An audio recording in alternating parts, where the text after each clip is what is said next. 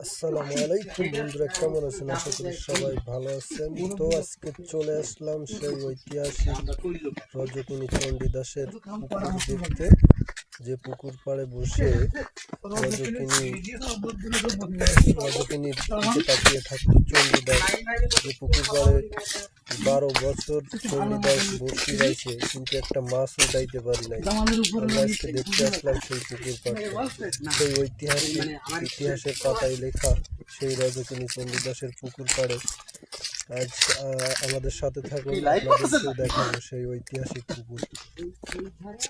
এই পৃথিবীর এক ঐতিহাসিক প্রেম কাহিনী রজকিনী চণ্ডীদাস। আজকে সেই রজকিনী চণ্ডীদাসের পুকুর দেখবো, কোথায় রজকিনী বসতো, কোথায় চণ্ডীদাস বসতো। তো আমরা চলে আসছি সেই পুকুর পাড়ে, যে আমাদের শ্রদ্ধেয় বড় ভাই দেখাচ্ছেন মানে কোথায় কত পার্থক্য আছে মানে এই জায়গাটা এখানে বসে এখানে অনেক দ্বীপ ছিল। এটা একটা মরা নদীর একটা উপশাখা নদী ছিল সেটা। আরে না, ও ঠিক আছে, ওই যুগে যা করেছে ওটাই তো প্রেমের নিদর্শন। তাও তো সে ইতিহাস করে গেছে। ইতিহাস করে গেছে না সে সময় 15 বছরের ইতিহাস হইল না। মুন্নি বদনাম হেই, সে তো 12 বছরের ইতিহাস করছে স্যার। স্যার কষ্ট লাগতেছে না মুন্নির নাম বললি? মুন্নি তো আছেই।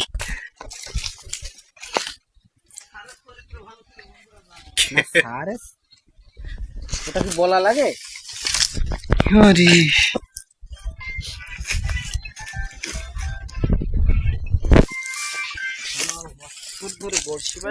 গুরু নামেন, গুরু চণ্ডীদাস করিস কি?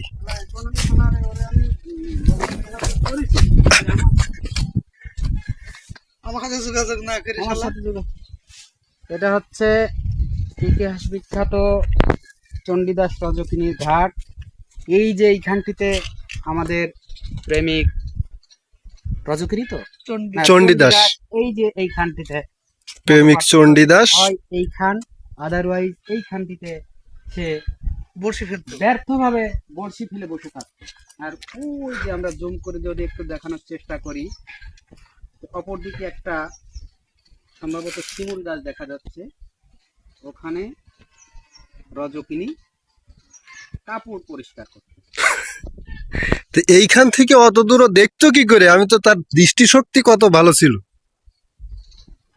আপনি এই জিনিসটা একটু বলেন যে তার দৃষ্টি। মানে এই যে হিন্দুদের যে পুরাণে যা লেখা আছে, অসম্ভব মারাত্মক সুন্দর। এখানে কাপড় পরিষ্কার করতেন, এখান থেকে ঢুকে জল পড়ে যেত। How much handling she is done, he is done. যে গুরুর কাছে শোনা যাক, চণ্ডীদাস এখানে থাকতো। গুরু আপনি এই জিনিসটা বলেন যে এইখানে চণ্ডীদাস বসে ওইখানে রজকিনী, এর দৃষ্টিশক্তিটা কত ছিল যে একটু বলেন। চণ্ডীদাস সেকালে ছোট ছোট মাছ টাছ খাইতো, শাক পাতা ভালো ভালো খাইতো, চোখের অনেক পাওয়ার ছিল, যার কারণে জিনিসপাতি খাইতো। সে এখান থেকে ওখানে স্পষ্ট নাকি দৈবিক শক্তি দিয়ে ঠিক দেখতো। আছে, ওই জৈবিক মানসিক আধ্যাত্মিক সব রকমের শক্তি তার মধ্যে ছিল বিদ্যমান, ঠিক আছে। আচ্ছা, কোনো কাজই করতে পারেনি, মাঝখানে শুধু কাপড় নষ্ট করেছে। আমি শিওর কিন্তু আপলোড দেবো। তবে কথা সত্য, সে যাই করুক সব শেষে ই করতে পারিনি, ফিনিশিং নামাতে পারিনি, নামাইতে পারিনি। আর কুরবান চাই ভালো। আসলেই পরম্পরা ওইটা, যদি নৌকা থাকতো যাওয়া যেত।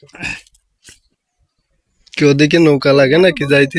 প্রেমটা হলো কিভাবে আমি বুঝলাম? প্রেম হয়েছে কোন, হ্যাঁ না, যাই হোক, কিন্তু এত দূর থেকে আমারও তো দৃষ্টিশক্তিতে কুলাচ্ছে না ও সাইডে কি আছে।